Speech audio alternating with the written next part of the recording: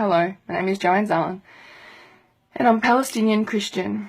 And I guess continuing to hear our mainstream media try and tell the world that Israel is defending itself, all whilst our supposedly predominantly Christian Western world governments try and tell the world that they're in hysterics about ISIS terrorism and that they're fighting ISIS terrorism, all whilst they continue to support Israel's exact same terror, death and destruction of all of historical Palestine, is what has finally prompted me to speak out in this way. First of all, no, our governments are not Christian. Hello, Jerusalem, Bethlehem, Palestine are supposed to be sacred holy places to every single Christian worldwide. So no, not Christian. Wouldn't know Christianity if it smacked them upside their head and knocked them the hell out, nor would anyone else who supports the terror, death and destruction of the land and place and people where Christianity originated from, for Christ's sake. No, not Christian, not even human, if you can support the terror, death and destruction of anyone for any reason, let alone Christian. And no, Israel is not defending itself while it continues to ethnically cleanse all of historical Palestine. No, far from.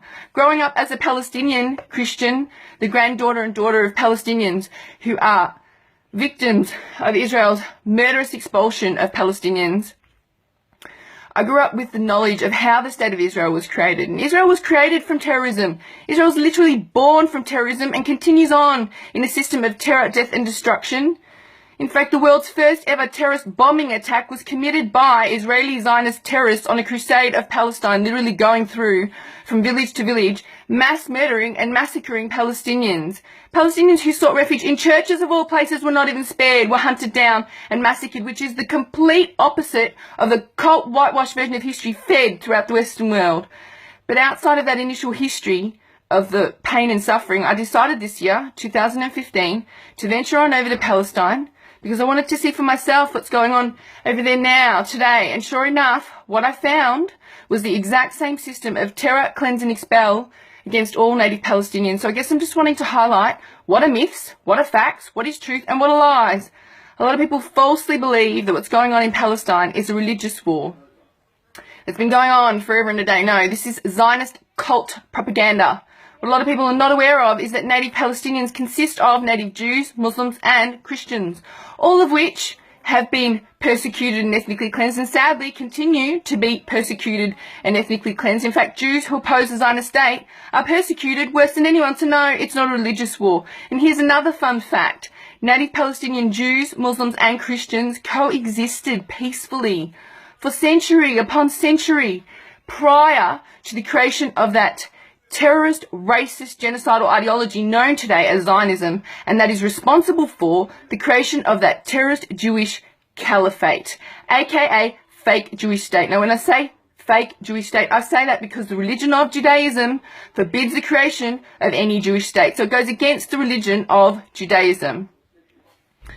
So no, it's not a religious war. To break it down as simply as I can, what's going on in Palestine is European colonization and ethnic cleansing. That is it. That's the story in a nutshell. And it's going on right now on our watch list. So no, it's not a religious war. A lot of people also falsely believe, this is one of my favorites, that the modern state of Israel is Israel of the Bible. No, it's not Israel of the Bible. The Zionist colony that our media likes to refer to as Israel is exactly that, a colony. A European colony, to be specific, that was created in 1948 upon the blood and suffering of all native Palestinians. Zionists were, however, very clever and cunning in stealing the name Israel from the Bible in order to dupe the masses into blind support of what has pretty much been the continued terror, death and destruction of all of historical Palestine. So no, it's not Israel of the Bible. And finally, and this is another one of my favorites, a lot of people falsely believe that the people who populate Israel, which is occupied Palestine, are the Jews of the Bible. No, they aren't the Jews of the Bible. They are European migrants to the land of Palestine. How has this cult whitewash version of history been fed throughout the Western world? Well, there are three main methods. The first is clearly through our Zionist-owned media and our puppet governments, and the first is a no-brainer, really. The second, I'm told by people who were Zionists, however, upon learning the truth, are now on the right side of humanity, who tell me that they were taught this whitewash version of history through their education system from a very young age. And the third has been through the creation and use of the Schofield Bible. The Schofield Bible is a fraud Bible. It was written by a convicted felon Zionist, someone who's completely non-religious, purely for political gain. And it's been used as a tool in order to trick people and indoctrinate people into thinking that Zionism is Christianity. Zionism is not Christianity. Zionism is a cult. Zionism is to Christianity what the KKK is to Christianity. Zionism is to Christianity what ISIS is to Islam, in the exact same way that ISIS is a terrorist insult to Islam. I assure you, Zionism is a terrorist insult to Christianity. How on earth can Zionism possibly be Christianity if it's been persecuting and mass murdering fellow Christians, in fact the first ever Christians for the past 7 decades? The answer is very, very simple. It's not Christianity.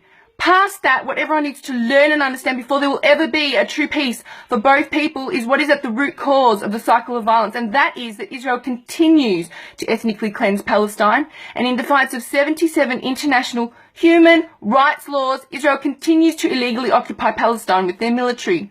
That occupation is a terrorist occupation that has been murdering Palestinians, Jews, Muslims and Christians day in and day out for the past 7 decades. And here's another fun fact. Under international law, Palestinians have the legal right to resist their occupier by any means necessary. So it's the Palestinians who are defending themselves, not the other way around. How will we ever get our terrorist governments to put an end to Israel's terror, death and destruction of Palestine? The only way is if enough good people of good conscience collectively raise our voices to let the powers that be know that this is not okay and that it needs to stop. But most importantly, that we all want a true peace for both people. So if you're like me and you actually want a true peace for both people and an end to the death and destruction, and you think that you might know anyone who might learn something from anything I've just said, well then pass this on. Be my guest. It's up to us to collectively raise our voices to break down that ugly wall of shame, hopefully sometime in our lifetime, and bring an end to the pain and suffering and the death and destruction, but most importantly, a true peace for both people. Thank you for listening. Thank you if you pass this on. Peace to you, but most importantly, hopefully sometime soon, peace for Palestine. Peace out.